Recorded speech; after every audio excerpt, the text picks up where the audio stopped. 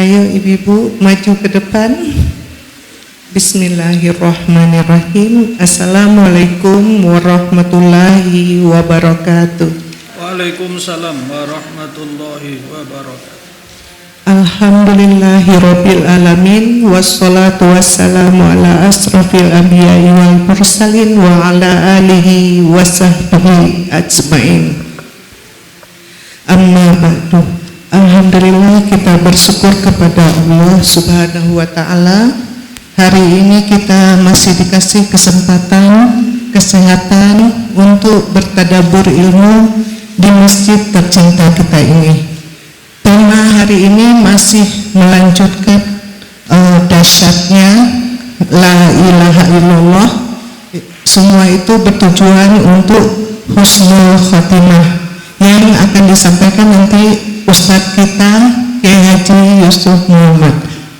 Sebelum kita mulai, marilah kita sama-sama baca umul kitab Al-Fatihah, dilanjutkan dengan surat Al-Baqarah ayat 35 sampai 37 yang akan dibawakan oleh Bu Vera. Silakan. Bismillahirrahmanirrahim. Sudah ketemu ibu-ibu? Mari ibu, kita mulai saja Bu ya.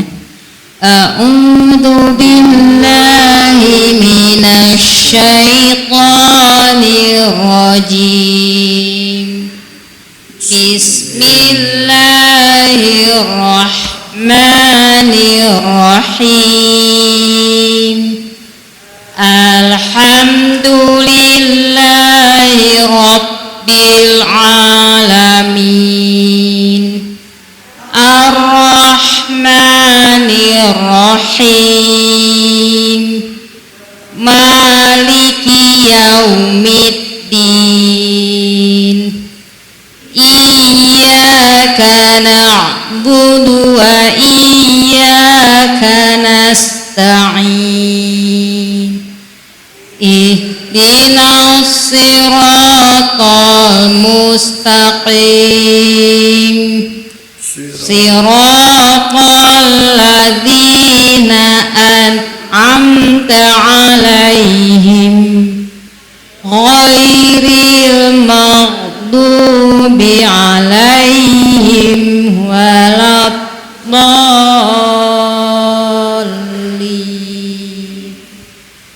Amin.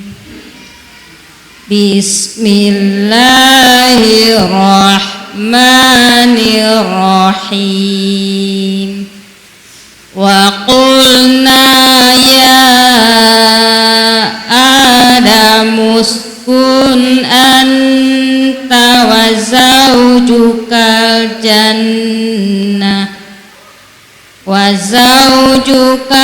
jannata wa kula minha ragadan haitsu syi'tuma wala taqraba hadhihi syajarata fatakuna minadh dhalimin. Wa fa'azallahuma syaitanu anha fa'akhrajahuma mimma kana fi wa qulna bitu ba'dukum li ba'din adu walakum fil ardi mustaqarrun wa mata'un ila hin. Fakalaqa Adamu rabbihi kalimatin tababa alaihi innahu wat-tawwabur rahim. Shadaqallahul azim. Aku berlindung kepada Allah dari godaan setan yang terkutuk, dengan menyebut nama Allah yang Maha Pengasih lagi Maha Penyayang. Dan kami berfirman, wahai Adam, tinggallah engkau dan istrimu di dalam surga dan makanlah dengan nikmat berbagai makanan yang ada di sana sesukamu. Tetapi janganlah kamu dekati pohon ini, nanti kamu termasuk orang-orang yang zalim. 36. Lalu setan memperdayakan keduanya dari surga, sehingga keduanya dikeluarkan dari segala kenikmatan ketika keduanya di sana di surga. Dan kami berfirman, turunlah kamu, sebagian kamu jadi musuh bagi yang lain, dan bagi kamu ada tempat tinggal dan kesenangan di bumi sampai waktu yang ditentukan. 37. Kemudian Adam menerima beberapa kalimat dari Tuhannya, lalu dia pun menerima taubatnya. Sungguh Allah menerima taubat Maha Penyayang. Maha benar Allah dengan segala firman-Nya. Alhamdulillahirabbil alamin. Marilah kita sekarang mulai ke tema kita, melanjutkan kajian kita 2 pekan yang lalu. Kepada Ustadz, kami persilahkan. Bismillahirrahmanirrahim. Assalamualaikum warahmatullahi wabarakatuh.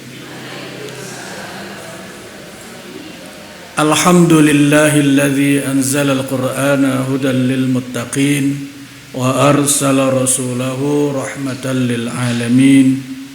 Salatu wa salaman ala sayyidina Muhammadin wa ala alihi wa ashabihi wa man ittaba'ahu ila yaumiddin.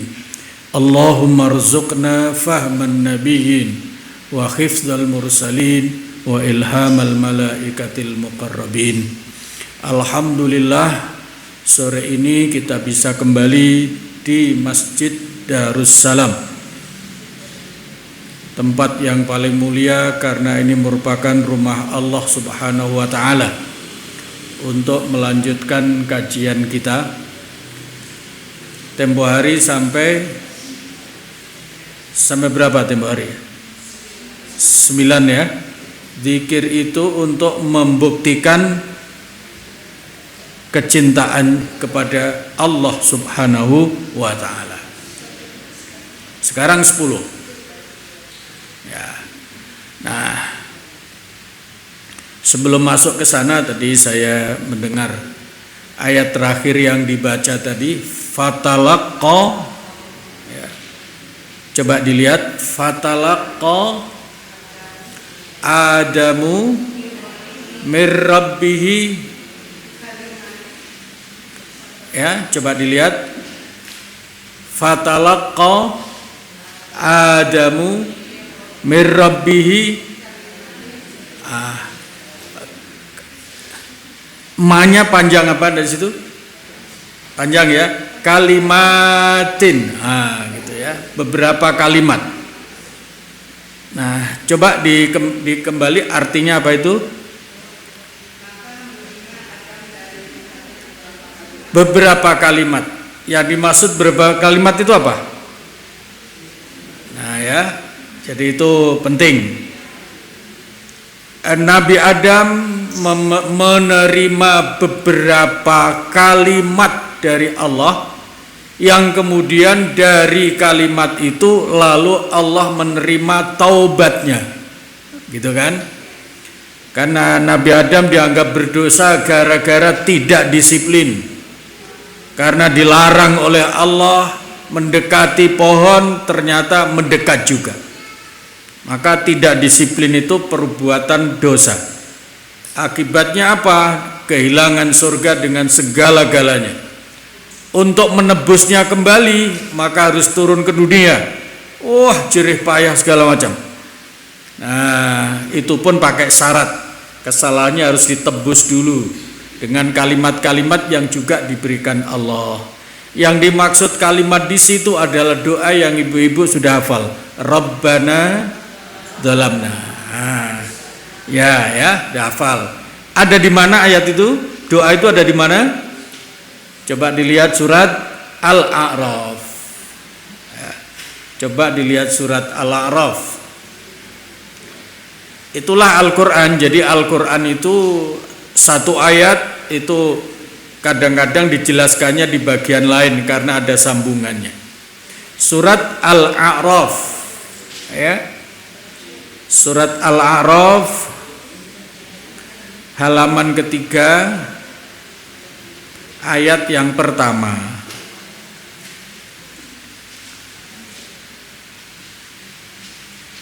Ada ya? Ayat berapa tuh? Ada di situ? Qala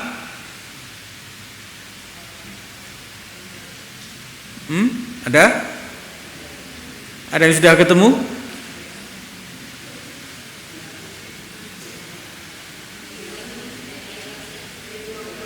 Ayat 23. Betul ya, halaman ketiga ya. Halaman ketiga ayat pertama, ayat paling atas maksudnya.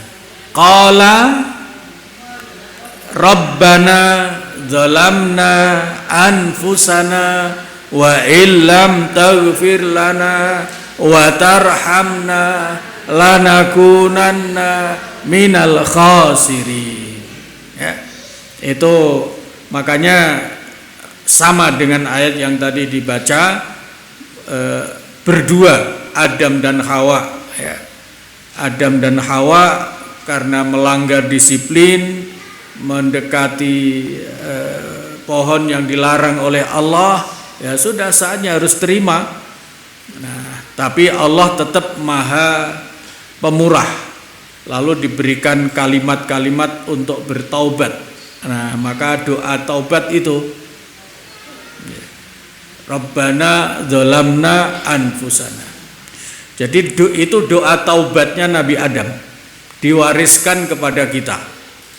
Jadi kalau kita merasa bersalah, tidak cukup hanya astagfirullah, itu minta ampun, tapi pengakuan dan doanya Rabbana zalamna anfusana. Maka di situ wa illam taghfir, kalau engkau tidak mengampuni, itu sama dengan astagfirullah, ya, astagfirullah. Rabbana zalamna anfusana wa illam taghfir lana wa tarhamna lanakunanna minal khasirin.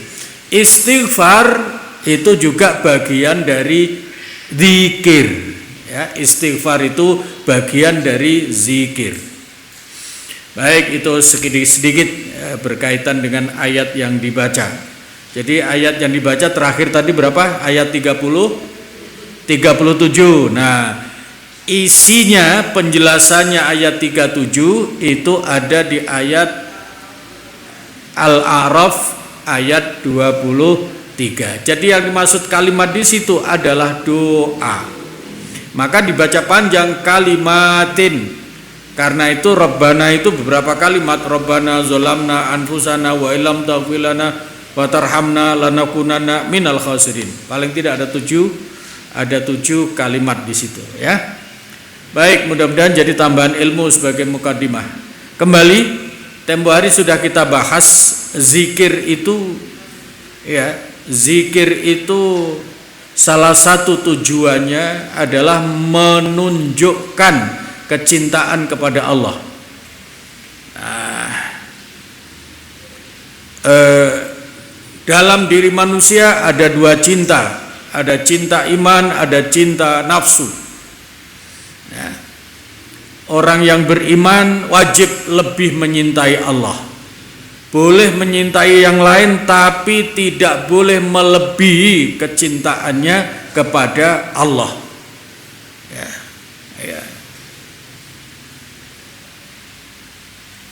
Walladzina amanu asyaddu hubban lillah. Nah, sekedar sebagai tambahan tapi penting, ada 5 tanda orang itu menyintai Allah, ya.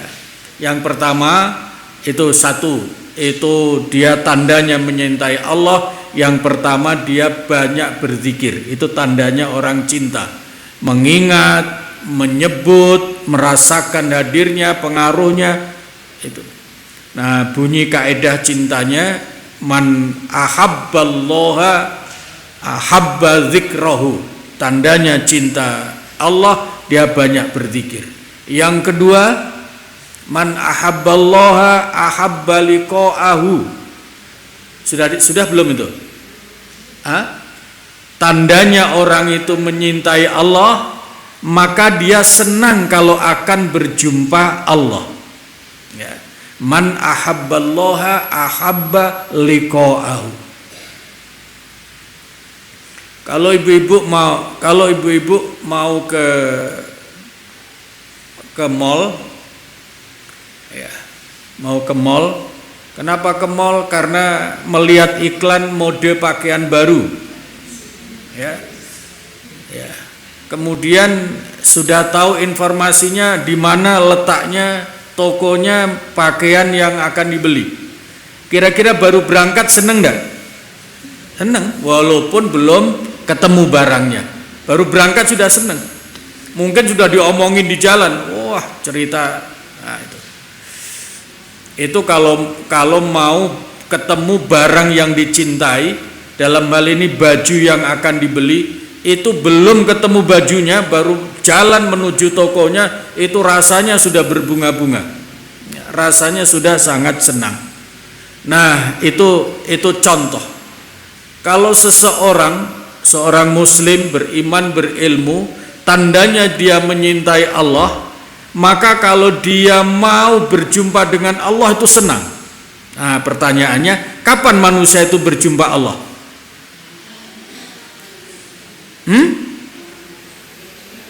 Kapan manusia itu akan berjumpa Allah? Pada saat belum, masih lama ya. Belum saat meninggal ya, belum ya. Ya, pada saat akan sholat. Nah, sholat itu kan menghadap Allah. Nah, ya. Jadi sholat itu hakikatnya menjumpai Allah, menghadap Allah.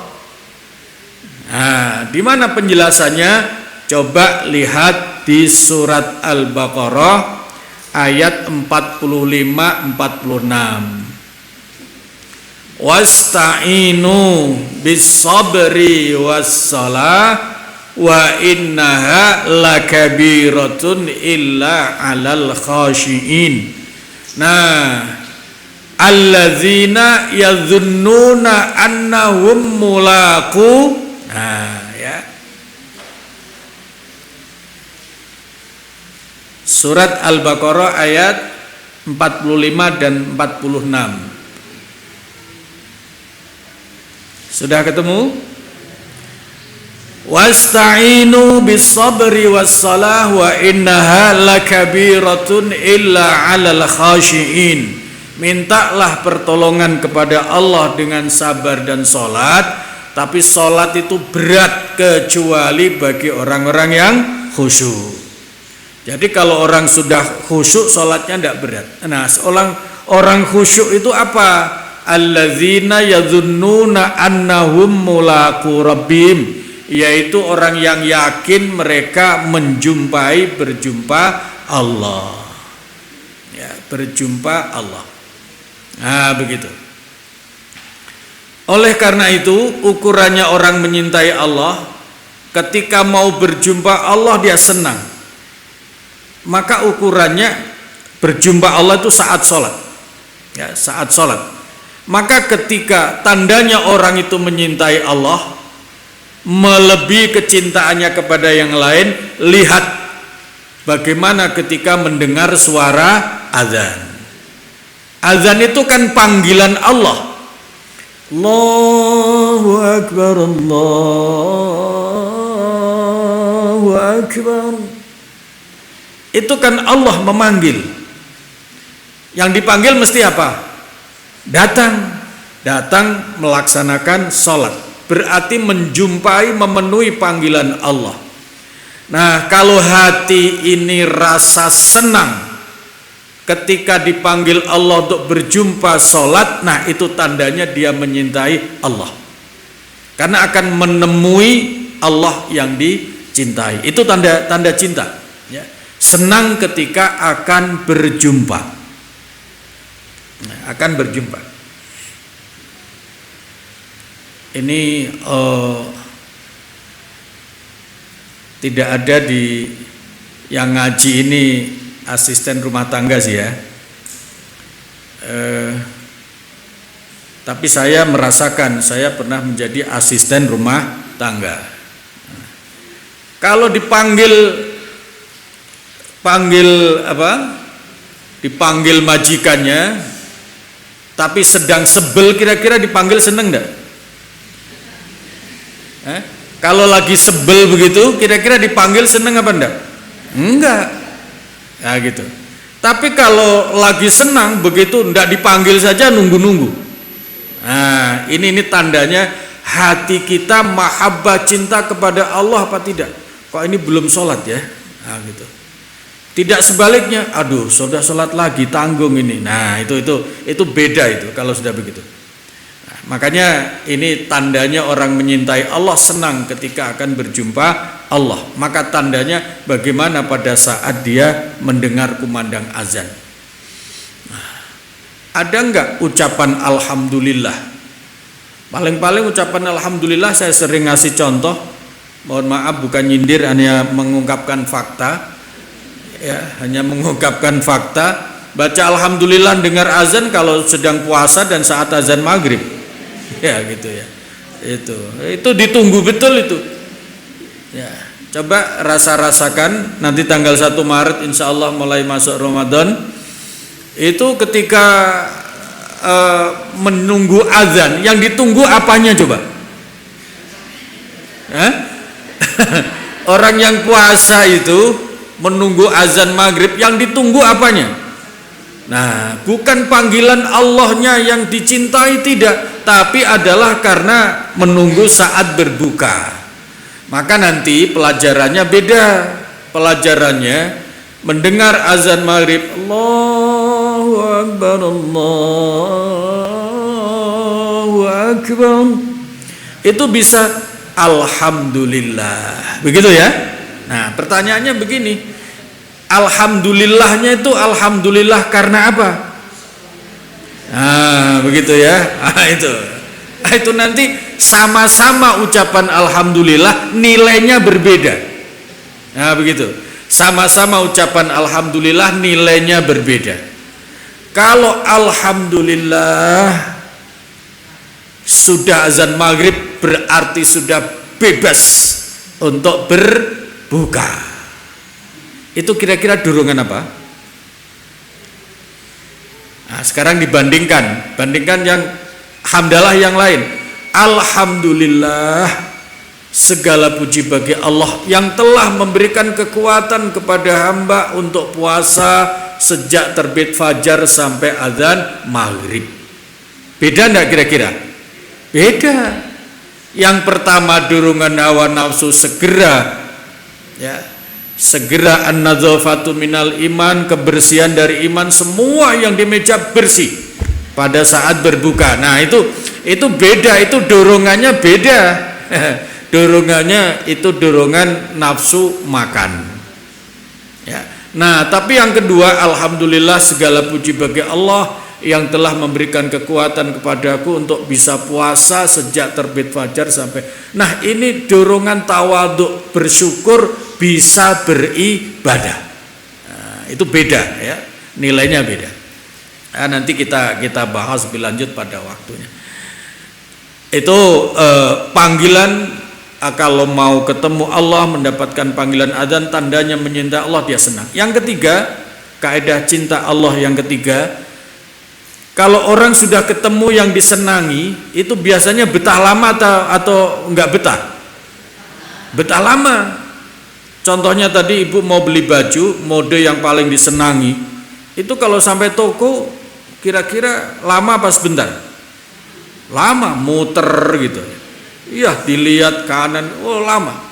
Jadi kalau orang menyintai sesuatu, dia kalau ketemu itu lama.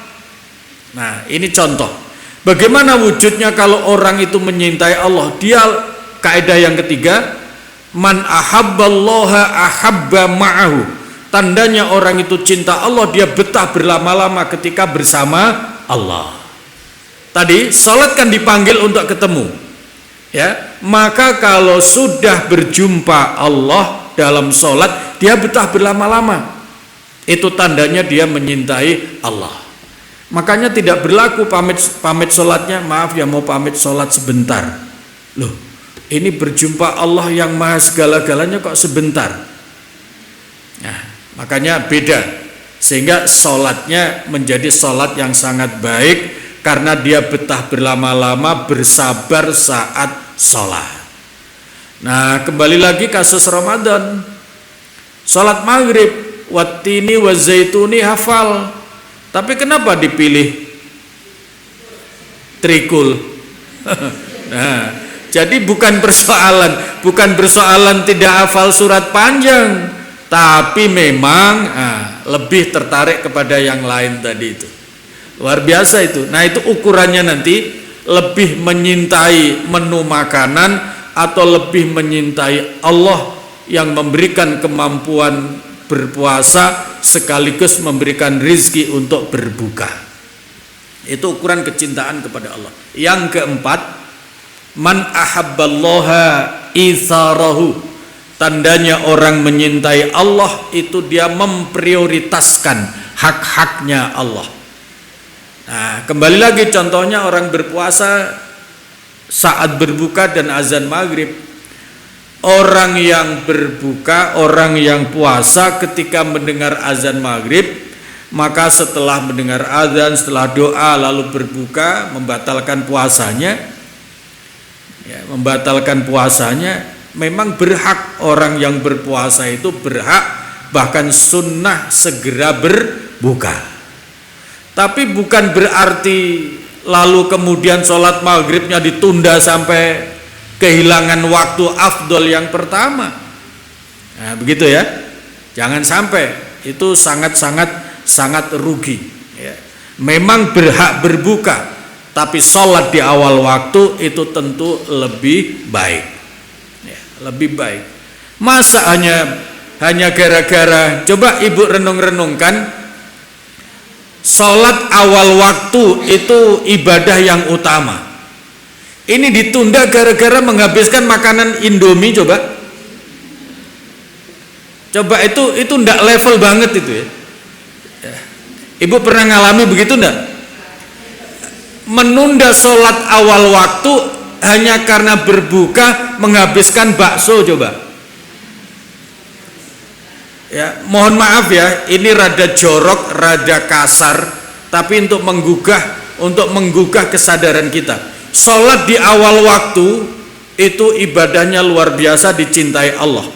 Kemudian ditunda hanya gara-gara menghabiskan bakso sampai kelewat awal waktu. Bakso itu kira-kira ujungnya isi apa? Nah ya, ini yang saya maksudkan, ini kasar ya, tapi ini untuk menggugah kesadaran kita. Jangan sampai keutamaan ibadah itu diukur, dikalahkan hanya persoalan isi perut. Itu tidak banding. Yang memberikan rizki siapa? Allah. Tapi ini kenapa menghadap Allah tidak lebih diutamakan? Nah, ini persoalan hati, iman, persoalan ilmu. Nah, kadang-kadang ilmunya sudah tahu, tapi tidak dijalankan juga. Nah, ini berarti kebiasaannya mengalahkan ilmunya. Kebiasaannya mengalahkan ilmunya. Itu yang keempat ya. Tandanya orang itu menyintai Allah, dia mendahulukan hak-haknya Allah. Allah itu berhak segera disembah. Nah, ya, di awal waktu. Oleh karena itu hal-hal yang lain hendaknya tidak diutamakan lebih dulu. Yang keempat, terakhir yang kelima, tandanya orang itu menyintai Allah, dia menyintai apa-apa yang dicintai Allah.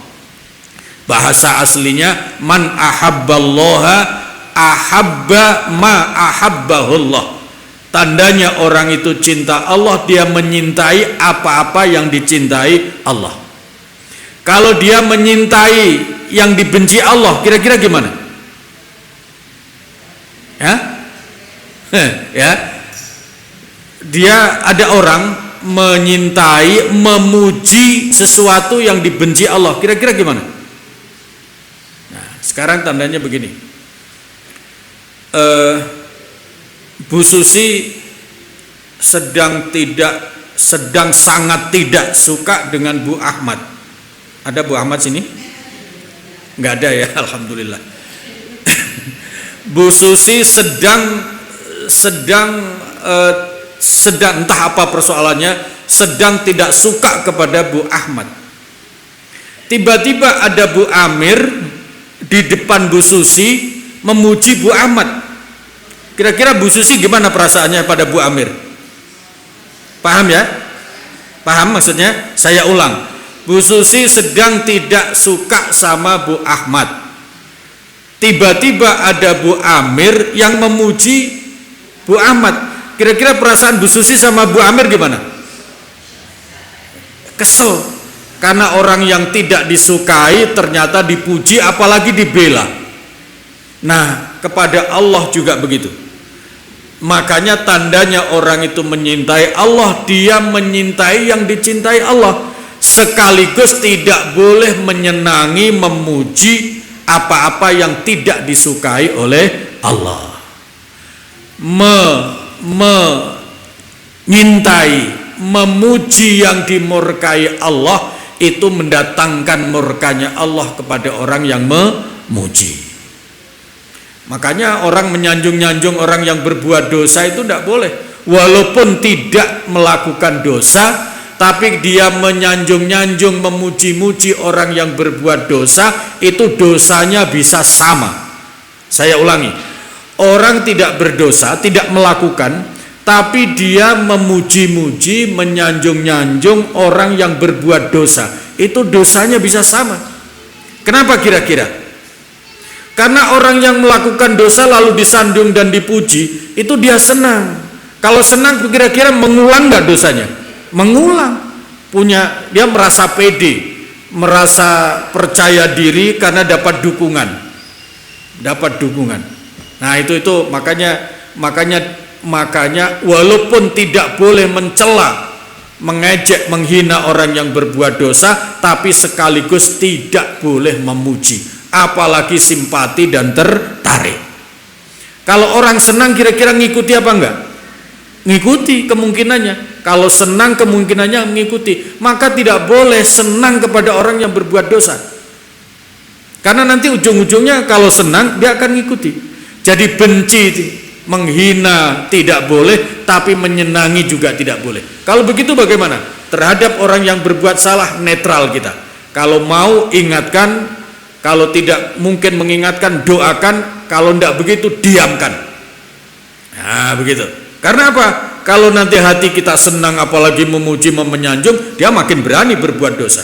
Makan bisa-bisa kita karena tertarik senang bisa ngikuti. Naudzubillah min dalik. Itu 5 kaedah cinta kepada Allah dalam agama.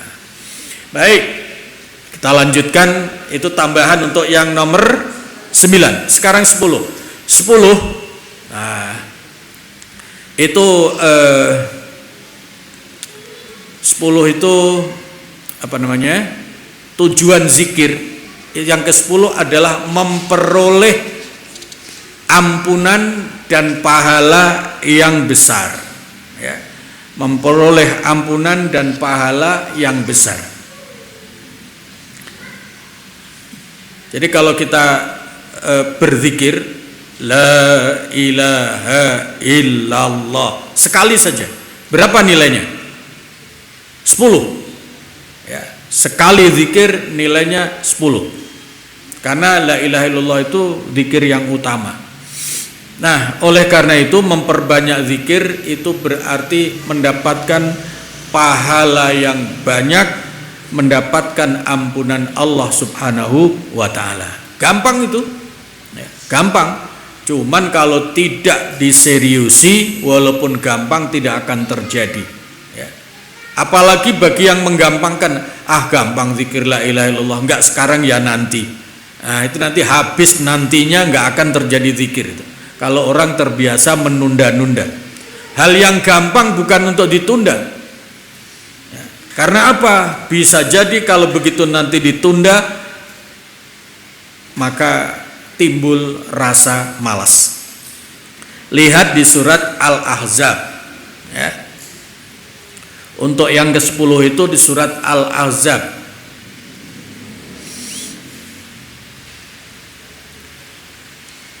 surat Al-Ahzab. Surat Al-Ahzab itu surat yang keberapa? 33 ya.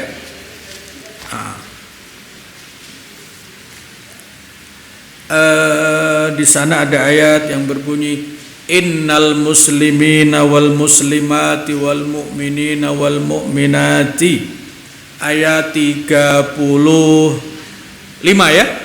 35 ya. Boleh dibaca kalau sudah ketemu sambil disimak yang lain.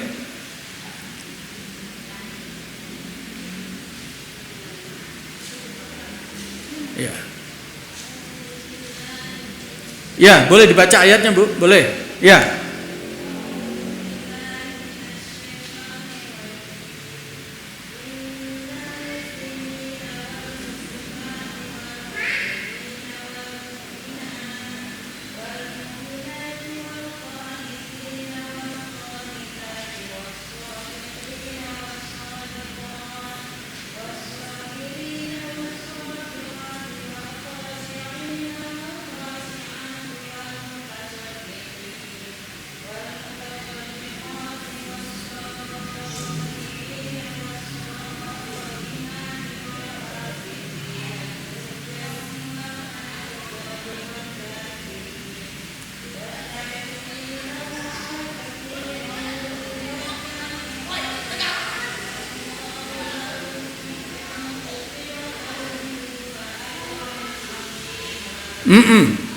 Ya, itu yang terakhir wadzakirinallaha katsira wadzakirati, benar ya?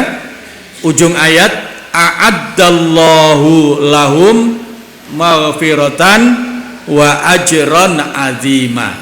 Laki-laki Islam, muslim, muslimat, mukminin, mukminat, terus belakang sampai ujungnya orang yang banyak berzikir baik laki-laki maupun perempuan, maka disediakan oleh Allah, begitu ya, disediakan oleh Allah maghfirah, ampunan, bukan hanya ampunan tapi juga pahala yang besar. Nah, makanya makin banyak berzikir, di samping makin bersih hatinya, makin kuat imannya, makin dan segala macamnya, itu makin banyak pahalanya dan sekaligus banyak ampunan dari Allah Subhanahu wa ta'ala. Gampang apa? Gampang zikir. Zikir la ilaha illallah gampang apa gampang? Gampang. Yang susah apanya? Zikirnya gampang. Yang susah adalah istiqomahnya. Istiqomahnya. La ilaha illallah. Ya. Kalau habis sholat maghrib, karena mungkin saat sholatnya sudah ingat berbuka puasa atau makan, nah, habis salam ya, bukan Allahumma antas salam tapi Allahumma lantas jalan, ya, begitu. Tidak apa-apa kalau memang masih seperti itu, tapi begitu sampai ke depan tempat makan, cobalah sempatkan berzikir sejenak. Nah, begitu. Ini cara mendidik diri kita. Zikir itu harus disiplin. Harus disiplin termasuk waktunya. Kalau tidak dibiasakan tidak bisa. Ilmu akan kalah dengan kebiasaan. Tapi kalau orang sudah biasa, walaupun tanpa ilmu, kalau sudah biasa dia akan jalan. Nah, nanti ilmunya menyusul akan lebih mantap. Itu cara mendidik kita, mendidik diri untuk disiplin, salah satunya zikir. Nah, makanya kalau orang berdoa didahului zikir, itu maksudnya salah satunya untuk mendapatkan ampunan Allah. Karena salah satu penghalang doa itu adalah dosa. Ya, penghalang doa itu salah satunya adalah dosa. Maka supaya doanya makbul, dosanya diampuni dulu. Supaya diampuni, maka istighfar dan zikir dulu. Itu rahasianya. Ya. Ya. Ayat 30 berapa? 5 surat Al-Ahzab. Nah, makanya nanti ayat 40 disuruh oleh Allah zikir yang banyak. Ayat 41 ya. Ya ayyuhalladzina amanu dzkurullaha zikron katsira. Wahai orang-orang beriman, zikirlah yang sebanyak-banyaknya. Makin banyak berzikir, makin banyak pahala. Makin banyak berzikir, makin banyak dapatkan ampunan dosa. Makanya nanti ujungnya husnul khatimah, karena nggak punya beban. Ya. Nanti tadi saat kapan akan berjumpa Allah, salah satunya ujungnya saat akan wafat. Nah, karena akan berjumpa Allah dia senang. Kenapa? Nah, karena sudah biasa berzikir, maka itu memudahkan husnul khatimah. Ujungnya nanti ke sana. Baik, yang ke 11 ya? Ya. Nah, ini dia. Sudah mulai hampir sampai ujung. Yang ke 11, orang yang biasa zikir, memperbanyak zikir la ilaha illallah, dia akan mendapatkan kabar gembira masuk surga pada saat sakaratul maut. Nah, ya. Saat sakaratul maut itu sudah mendapatkan kabar gembira masuk surga dari malaikat yang diutus oleh Allah untuk menyampaikan.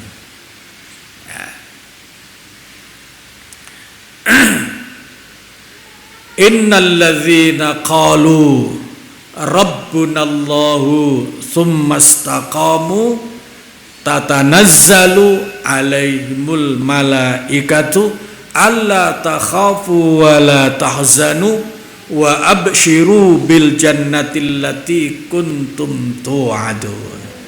Sebelum sampai ayat itu kita lihat sakaratul mautnya dulu. Qurannya dibuka surat Qaf. Surat Qaf.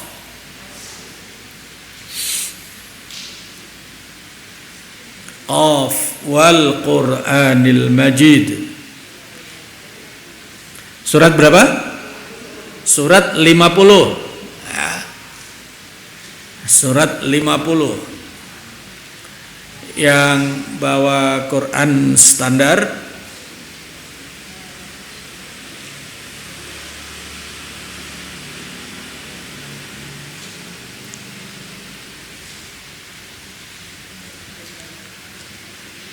coba lihat halaman kedua. Ayat pertama apa situ? Walaqad. Ya, benar ya? Walaqad khalaqnal insana wa na'lamu ma tuwaswisu bihi nafsuh wa nahnu aqrabu ilaihi min hablil warid. Itu ya. Coba dibaca terjemahnya.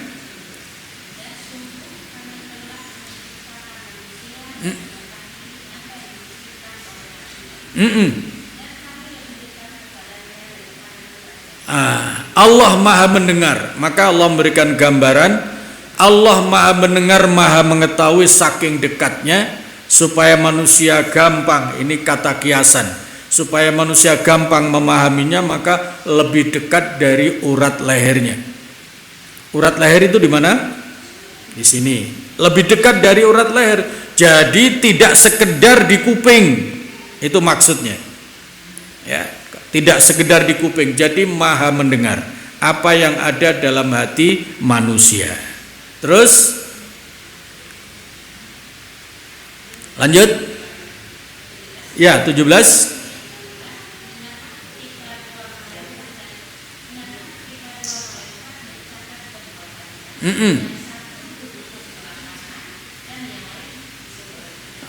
Itu ya.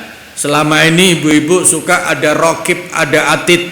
Nah, itu ayatnya. Ayat berapa itu? 17 surat Qaf. Ya. Idh yatalaqal mutalaqiyani anil yamini wa anis shimali qa'id. Ada pencatatnya. Lanjut. Ma yalfidhu min qaulin illa ladaihi raqibun atid. Terjemahnya? Tidak ada suatu kata yang diucapkannya melainkan ada di sisinya malaikat pengawas yang selalu siap mencatat. Iya, malaikat pengawas. Pengawas sebelah kanan mencatat amal soleh, pengawas sebelah kiri atid mencatat amal yang tidak soleh. Ya, jadi Allah sudah maha tahu. Di samping Allah maha tahu juga mengirim dua malaikat yang selalu menyertai manusia. Nah, begitu ya. Menyertai itu bahasa Arabnya qarin. Nah, manusia punya dua qarin. Satu qarin jin, satu qarin malaikat. Lanjut ayatnya. Wajaat sakratul mauti. Ayat 19. Ya. Dan datanglah sakaratul maut dengan sebenar-benarnya. Itulah yang dahulu hendak kamu hindari. Semua orang kalau boleh menghindari sakaratul maut, tapi tidak bisa. Kalau sudah waktunya nggak bisa dihindari. Nah, itulah ayat berapa? Ayat 19. Ayat 19 surat Qaf itu tentang sakaratul maut. Wajaat sakratul maut bil haqqi dzalika ma kunta minhu tahid. Ya.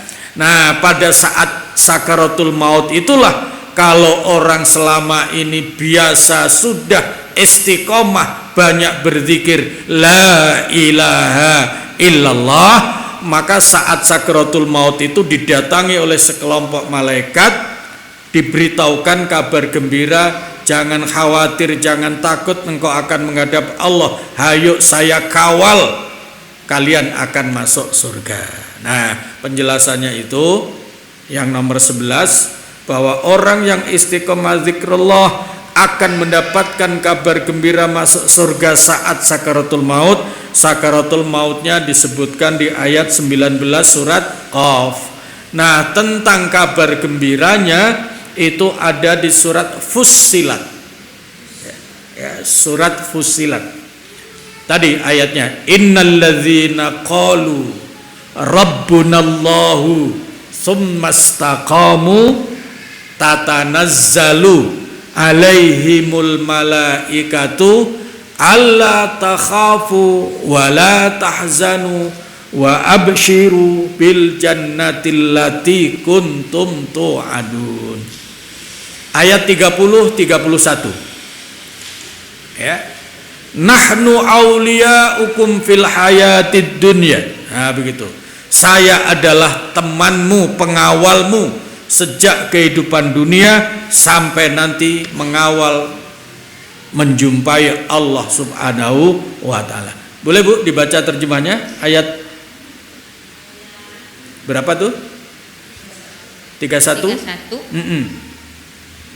Ayat 31, kamilah 30 kalau gitu. Mulai dari 30. Sesungguhnya orang-orang yang berkata, Tuhan kami adalah Allah. Nah, orang-orang yang berkata Tuhan kami adalah Allah, itu maksudnya adalah la ilaha illallah. Tsumastaqamu, kemudian meneguhkan. Terus kemudian mereka meneguhkan pendirian mereka. Meneguhkan pendirian mereka artinya teguh itu tidak berubah-berubah, dia istiqomah. Ya. Tsumastaqamu, perhatikan kalimatnya, itu maksudnya istiqomah. Kalimatnya sama ya, istiqomah. Mengucapkan Allah Tuhanku la ilaha illallah, kemudian istiqomah, maksudnya istiqomah dalam berzikir. Maka ketika sakaratul maut dia akan dijumpai oleh malaikat, dijemput. Terus maka malaikat-malaikat akan turun kepada mereka dengan berkata, janganlah kamu merasa takut dan janganlah kamu bersedih hati dan bergembiralah kamu dengan memperoleh surga yang telah janjikan kepadamu. Ya, makanya orang kalau istiqomah zikrullah itu saat sakaratul mautnya sudah diberitahukan akan masuk surga. Senang apa enggak? Disinilah kira-kira ada orang wafat tapi tersenyum.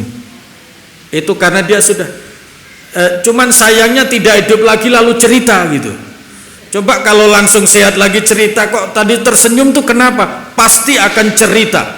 Dia mendengarkan apa yang disampaikan oleh malaikat. Itu kalau orang istiqomah zikir. Makanya itu luar biasa ya. Itu luar biasa. summastaqamu tatanazzalu alaihimul malaikatu alla takhafu wa la tahzanu. Jangan sedih, jangan. Yang sedih siapa kira-kira? Yang ditinggal. Ya. Makanya ada pesan. Jadi kalau ada bayi lahir, itu Imam Ibnu Katsir menulis dalam kitabnya Al-Bidayah wan Nihayah itu satu syair spiritual kelahiran. Waladatka ummuka. Jadi kalau ada bayi yang baru lahir, itu sebetulnya menyertai bayi yang baru lahir itu ada pesan spiritual. Ya. Waladatka ummuka yabna adama bakian mustasrikha. Wahai bayi yang baru lahir, engkau terlahir dari rahim ibumu dalam keadaan menangis seolah sedang mengalami duka. Ya, seolah menangis duka. Wan nasu haulaka yadhakuna surura. Tapi orang-orang di sekelilingmu kamu nangis tapi orang-orang senang, tertawa gembira. Selamat ya. Wah. Ya. Tapi kalau bayinya nggak nangis kira-kira gimana? Ini hidup apa enggak ini? Nah, gitu ya. Malah dibikin nangis.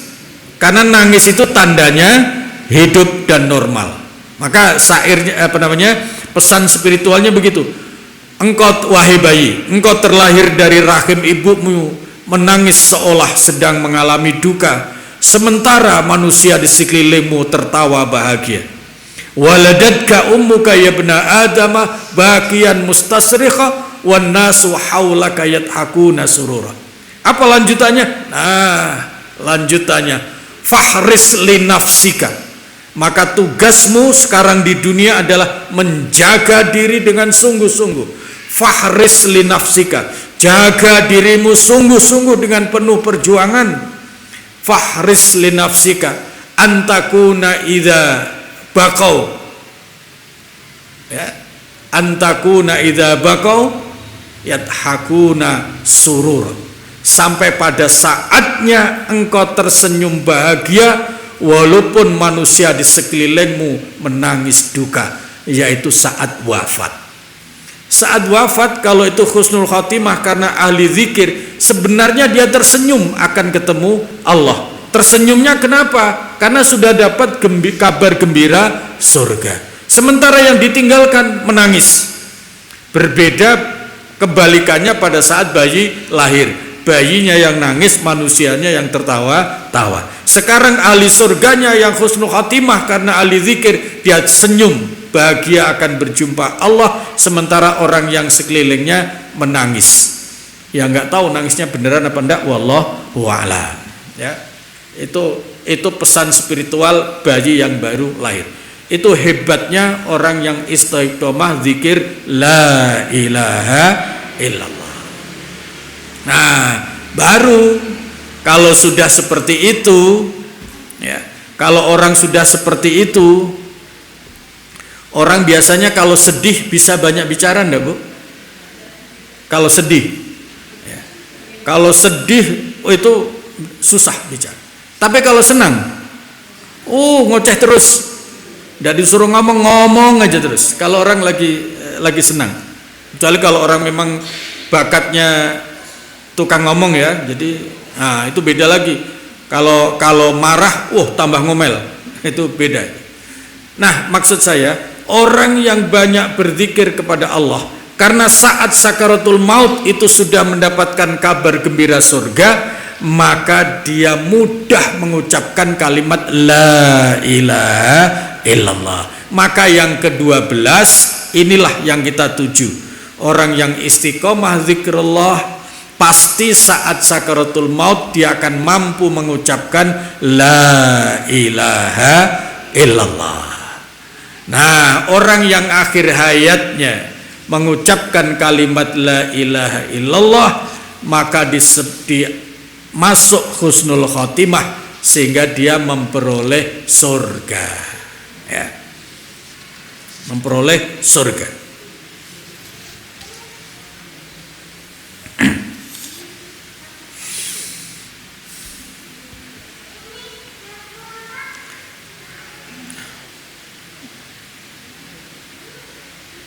Ya ayyatuhan nafsul mutmainnah. Surat apa itu? Al-Fajr ya. Coba dilihat. Itu yang maksudnya orang yang husnul khotimah. Jadi yang keberapa? 12 ya. Tujuan zikir yang ke-12 adalah memperoleh husnul khotimah. Itu dasarnya sabda Rasul ya. Nabi bersabda, "Mangkana akhiru kalamihi la ilaha illallah dakhalal jannah." Siapa yang akhir hayatnya mengucapkan la ilaha illallah dijamin masuk surga. Karena apa? Karena dia husnul khatimah. Nah, begitu ya. Surat Al-Fajr 4 ayat terakhir. Ya ayyatuhan nafsul mutmainnah, wahai jiwa yang tenang. Ini perlu perhatian khusus karena ada keterkaitan ayat yang lain. Apa hubungannya jiwa tenang sama la ilaha illallah dan husnul khatimah? Ya ayyatuhan nafsul mutmainnah. Apa artinya situ? Wahai jiwa yang tenang. Pertanyaannya sebelum lanjut, siapa yang dimaksud jiwa yang tenang? Sehingga kalau jam 2 malam, Assalamualaikum warahmatullahi wabarakatuh, Inna lillahi wa inna ilaihi raji'un, telah meninggal dengan tenang. Siapa yang tahu meninggal dengan tenang? Siapa dulu? Nah gitu ya. Itu main klaim. Main klaim meninggal dengan tenang. Lalu siapa sesungguhnya yang dijamin meninggal dengan tenang? Ya, orang yang ahli zikir. Kenapa ahli zikir itu meninggal dengan tenang? Karena kalau orang yang banyak zikir, hatinya pasti tenang. Ya, penjelasannya itu ada di surat Ar-Ra'du ya. Surat Ar-Ra'du ya. Ar-Ra'du sudah ketemu? Surat berapa? Ayat 28 ya. Sebelah kiri, halaman kiri ya. Kiri bawah. Alladzina amanu ya, wa tatma'innu qulubuhum bizikrillah. Betul ya? Ala bizikrillahi tatma'innul qulub. Baca terjemahnya. Ayat ini penting berkaitan dengan tujuan akhir orang berzikir ya. Memperoleh husnul khatimah. Ar-Ra'd ayat 28 yaitu orang-orang yang beriman dan hati mereka menjadi tentram dengan mengingat Allah. Ingatlah, hanya dengan mengingat Allah hati menjadi tentram. Ya. Di situ perhatikan kalimat terjemahnya mengingat Allah, tapi kalimatnya adalah bizikrillah. Artinya zikir kepada, bukan sekedar ingat loh ya. Bukan sekedar ingat.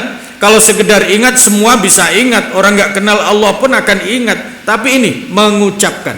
Ya. Orang yang mengucapkan la ilaha illallah, kalau sudah tidak mampu di mulut, maka akan mengucap di hati. Karena apa? Sudah terbiasa. Supaya lebih paham begini,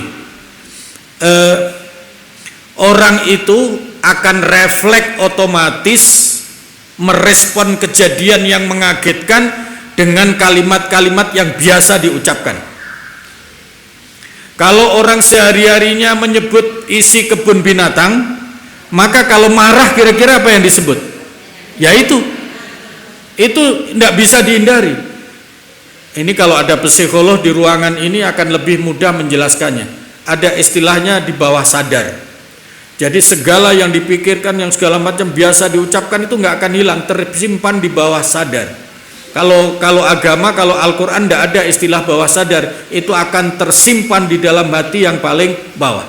Nanti itu otomatis akan keluar, ditahan-tahan pun akan keluar.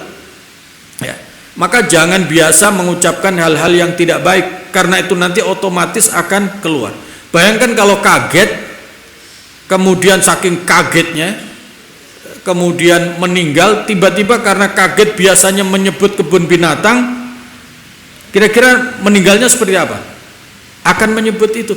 Sebaliknya kalau orang biasa berzikir la ilaha illallah, maka saat kaget pun dia akan mengucapkan Allah, akan mengucapkan la ilaha illallah. Maka saat sakaratul maut juga begitu. Karena terbiasa zikir, maka yang diucapkan adalah kalimat zikir. Jadi kembali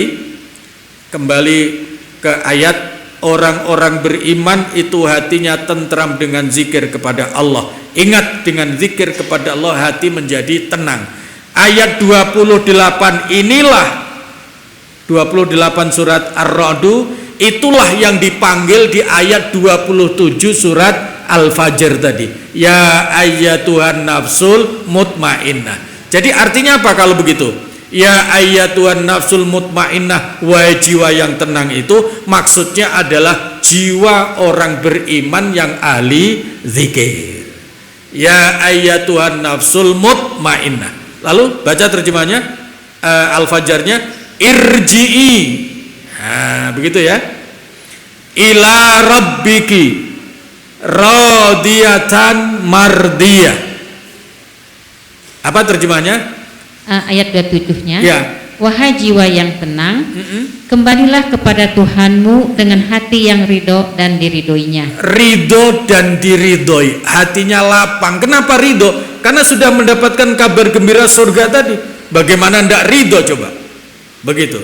Dipanggil untuk dapat bansos saja ridho, datang, senang kok. Apalagi sudah mendapatkan, dipanggil Allah, mendapatkan kabar gembira surga. Itu luar biasa ya. Lanjut. Maka masuklah ke dalam golongan hamba-hambaku dan masuklah ke dalam surgaku. Itu terakhir, ujung sekali dari zikir itu, akhirnya mendapatkan panggilan ya ayyatuhan nafsul mutmainnah irji'i ila rabbiki radiyatan mardiyah. Ya. Fadkhuli fi ibadi, dianggap sebagai hamba Allah, wadkhuli jannati. Ya, wadkhuli jannati. Itu ujung dari pembahasan sekian kali pertemuan itu, bahwa untuk menggapai husnul khotimah salah satu jalannya adalah istiqomah dalam zikrullah la ilaha illallah. Ujungnya akan memperoleh husnul khotimah, akhir hayat yang baik, karena akhir hayatnya diakhiri dengan kalimat yang baik, kalimat thayyibah, yaitu la ilaha illallah. Sampai berapa? 12. Nah, yang ke-13 ya, yang ke-13 itu orang yang zikir setelah tadi jelas wafatnya husnul khotimah, maka yang ke-13 orang yang biasa zikir akan mendapatkan syafaat, pertolongan dari Rasulullah sallallahu alaihi wasallam. Ini berkaitan dengan pertanyaan sahabat ya. Ada sahabat yang bertanya, ya Rasulullah, man ahakku bi syafa'atika yaumal qiyamah, siapa yang berhak mendapatkan syafaatmu kelak di hari kiamat? Ternyata salah satunya adalah orang yang suka berzikir la ilaha illallah. Pertanyaannya, kenapa orang yang suka berzikir la ilaha illallah itu akan mendapatkan syafaat Nabi? Kenapa kira-kira? Karena Nabi datang itu ya, Nabi datang itu membawa tauhid, membawa iman. Ayat terakhir surat Al-Kahfi, qul innama ana basyarum mithlukum yuha ilayya annama ilahukum ilahun wahid. Nah, begitu ya. Muhammad, perkenalkanlah dirimu kepada umatmu. Apa yang harus diperkenalkan oleh Nabi? Ana basyarun mithlukum, saya ini manusia seperti kalian.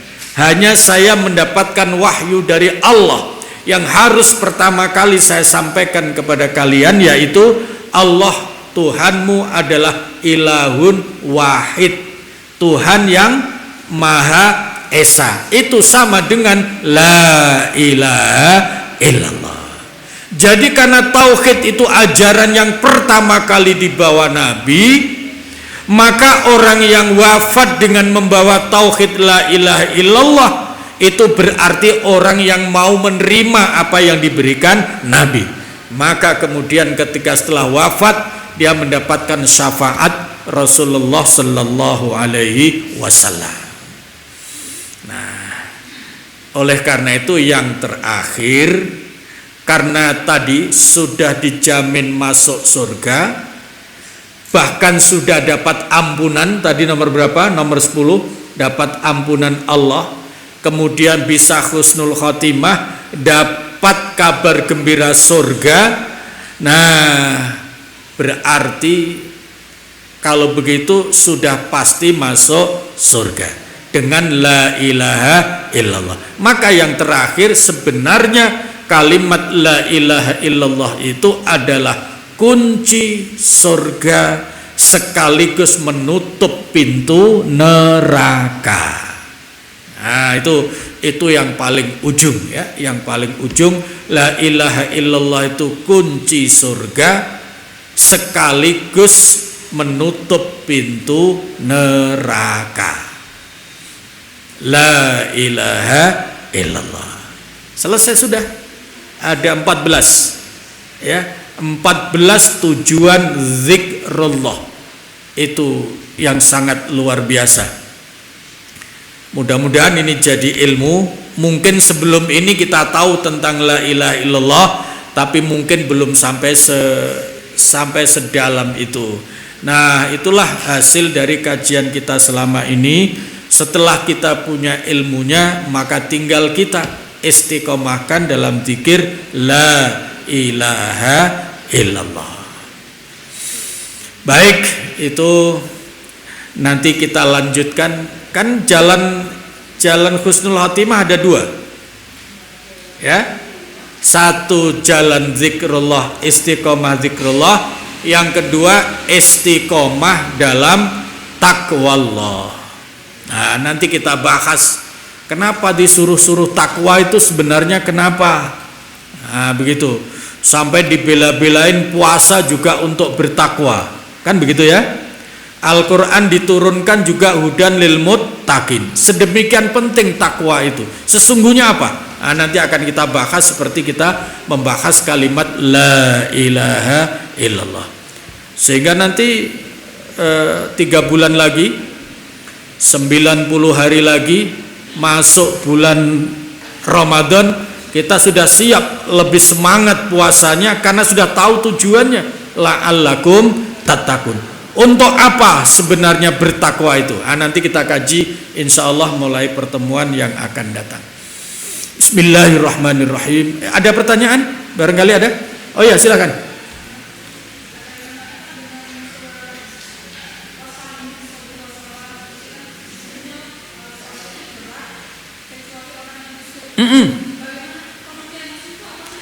Itu yang ayat 46. Khusyuk itu adalah orang yang sholat dia sadar sedang menghadap Allah. Itu saja. Kalau bagaimana caranya? Nah, bagaimana caranya?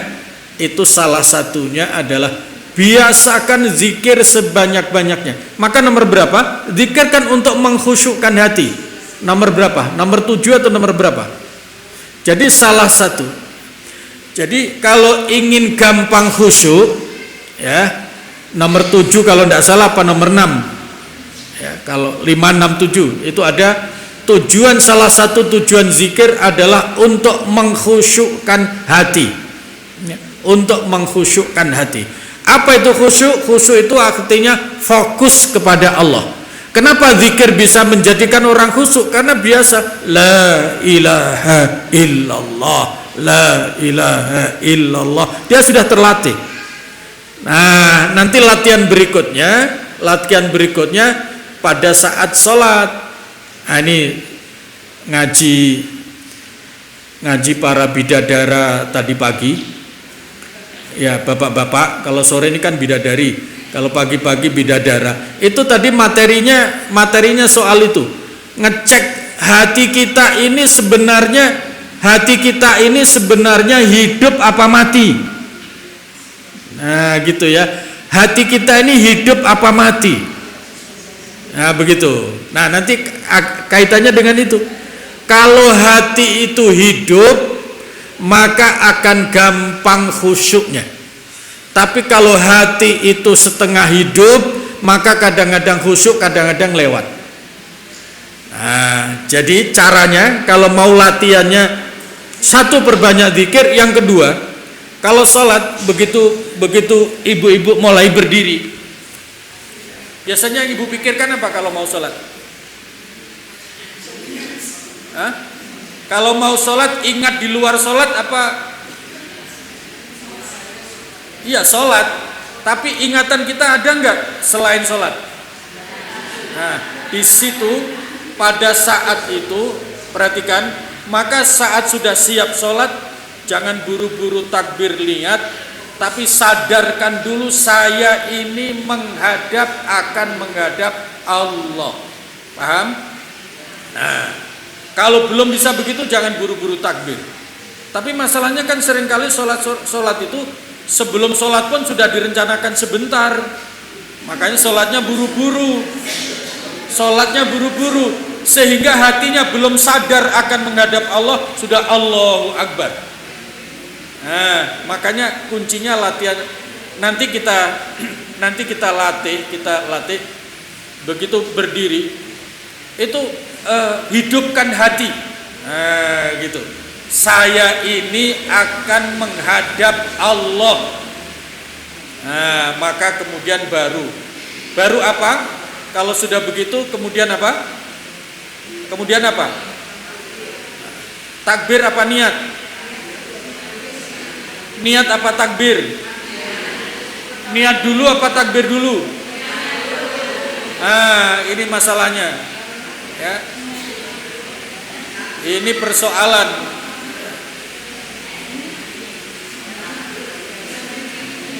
Jadi niat yang benar itu adalah niat letaknya di mana? Di hati, bukan di mulut ya. Mulut itu ucapan niat.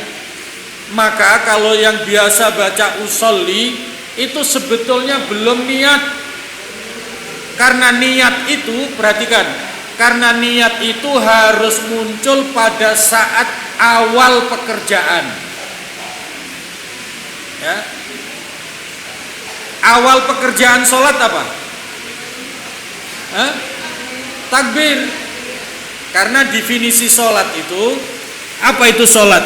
Sholat adalah aqwalun wa af'alun muftatahatun bit takbir wa muhtatamatun bit taslim bi kaifiyatin mahsusah. Sholat itu adalah rangkaian bacaan dan rangkaian gerakan yang diawali dengan takbir, diakhiri dengan salam, dilaksanakan dengan cara-cara khusus. Jadi awal sholat itu apa? Takbir. Nah, di mana niat? Definisi niat itu tadi, niat adalah qasdu syai'in, ucapan hati, muktaronan bi fi'lihi bi awali fi'lihi, muncul ucapan hati di awal perbuatan yang diniati. Awal perbuatan sholat adalah takbir, maka niat di hati harus muncul berbarengan dengan takbir. Jangan mendahului takbir. Nah, kalau yang suka baca usolli itu sebenarnya sedang mengingatkan hatinya, hati, ingat kamu mau sholat menghadap Allah, jangan lupa niat. Maka Allah. Jadi ucapan usolli fardhul asri arba'a raka'atin mustaqbilal kiblati makmuman atau imaman atau adaan lillahi ta'ala, ucapan itu ada dalam hati dan diucapkannya bersamaan mulai baca A-nya Allah dan terakhir sampai bar. Paham sampai situ? Nah, Allahu Akbar. Makanya takbir yang pertama itu disunahkan panjang, Allahu Akbar. Kenapa? Untuk memberikan kesempatan hati supaya bisa membarengkan niat. Nah, ini baru mukadimah jawaban ke pertanyaan Ibu tadi. Gimana cara melatihnya? Cara melatihnya kita lihat dulu. Hati kita sedang hidup atau sedang rekreasi, itu dulu. Nah, kalau hati kita ada pada diri kita, tidak rekreasi, maka pasti bisa khusyuk. Nah, supaya tidak rekreasi, kembalikan dulu. Kalau tadi hatinya sedang rekreasi ke mall, ke belanja, ke rumah, ke cucian, ke segala macam, mau sholat, kembalikan dulu. Saya ini akan menghadap Allah. Nah, itu cara latihannya.